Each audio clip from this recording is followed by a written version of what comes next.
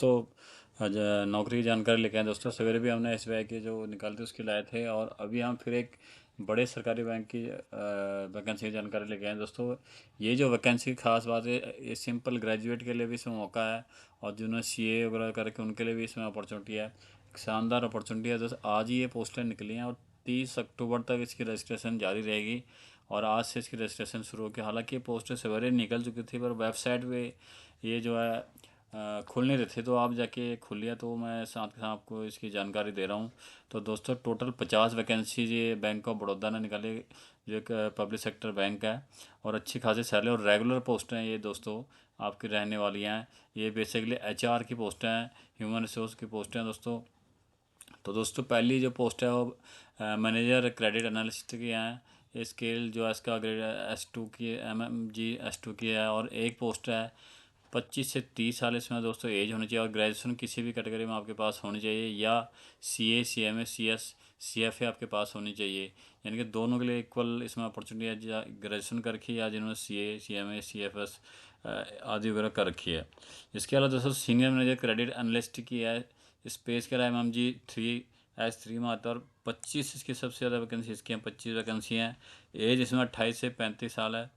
इसमें भी ग्रेजुएशन चाहिए सिंपल किसी भी कैटेगरी में, या CA CMA ये CS या CFA, ये क्वालिफिकेशन आपके पास होनी चाहिए। इसके अलावा तीसरी जो पोस्ट है दोस्तों चीफ मैनेजर क्रेडिट एनालिस्ट की, ये स्केल आता है SMG S4 में, और 2 वैकेंसी इसके हैं। 32 से 42 साल दोस्तों इसकी जो है उम्र है।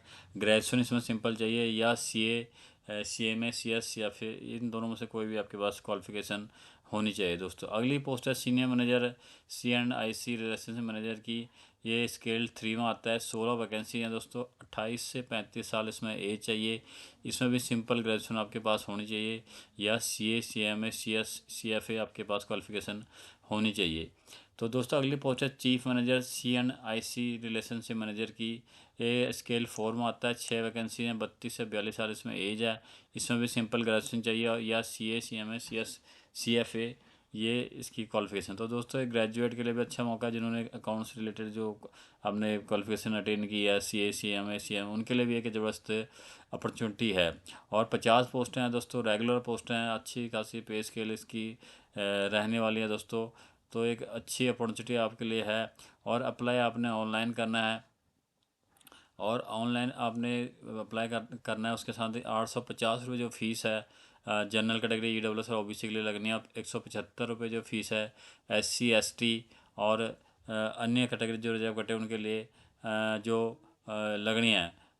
जो इसकी जो अगर आपकी सिलेक्शन हो जाती है, तो सिलेक्शन आपकी बाद पोस्टिंग आपकी एनीवेयर इंडिया आपकी हो सकती है। जो पे स्केल की बात है, तो स्केल 2 में जो पे स्केल मिनिमम शुरू होता है 64,820 से, और जो स्केल 3 में फाल करते हैं उनका 85,920 से शुरू होता है, और जो स्केल 4 में 1,02,300 से स्केल शुरू हो जाता है। और इसमें आपके जो है अन्य अलाउंसेज जो हैं उसमें ऐड ऑन हो जाएंगे, और एक अच्छा आपका उसमें पे निकल के आएगा दोस्तों। और अगर आपका सिलेक्शन हो जाता है, तो 1 साल का आपका प्रोविजन पीरियड है। 1 साल का प्रोविजन पीरियड का मतलब होता है कि उस दौरान आपका वर्क एंड कंडक्ट देखा जाता है, उसके बाद ही आपको कंफर्म किया जाता है।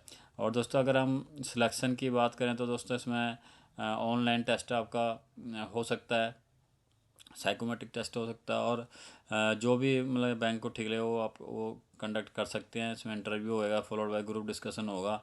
ये कॉलम नंबर 12 आपने ध्यान से पढ़ना है। सिलेक्शन का क्या इसमें प्रोसेस है, ये सारा आपने ध्यान से। और अगर हम इसकी पेपर स्ट्रक्चर की बात करें, तो दोस्तों इसमें रीजनिंग का पेपर होएगा, 25 क्वेश्चन होंगे 25 नंबर के, और इंग्लिश लैंग्वेज के होंगे 25 क्वेश्चन होंगे 25 नंबर के। उसके बाद क्वान्टिटेटिव एप्टीट्यूड का होगा 25 क्वेश्चन होंगे 25 नंबर के, और प्रोफेशनल नॉलेज की होगी 75 क्वेश्चन होंगे, और 150 नंबर का ही होगा। टोटल 150 क्वेश्चन और 225 नंबर आपके का ये पेपर होगा, और 150 मिनट का ये पेपर होगा। सारे बाइलिंगुअल, और कुछ इंग्लिश में जो इंग्लिश वाली होगी, बाकी सब बाइलिंगुअल, इंग्लिश और हिंदी दोनों में आपका पेपर आएगा। जो लैंग्वेज आपको सूटेबल लगती है उसमें आप इसको कर सकते हैं। तो दोस्तों ये नोटिफिकेशन है, आपने इसको ध्यान से पढ़ लेना। ये आपको हमारे वेबसाइट पर भी मिल जाएगा, इंस्टेंट सरकार नौकरी.com पर भी इसका लिंक आपको मिल जाएगा, वो हम इसको प्रोवाइड करा देंगे। और अप्लाई आपने बैंक ऑफ बड़ौदा .बैंक.इन पे जाके अपने अप्लाई करना है कैरियर सेक्शन में जाके करंट अपॉर्चुनिटी में आपको ये सारी जानकारी मिल जाएगी वहाँ पे।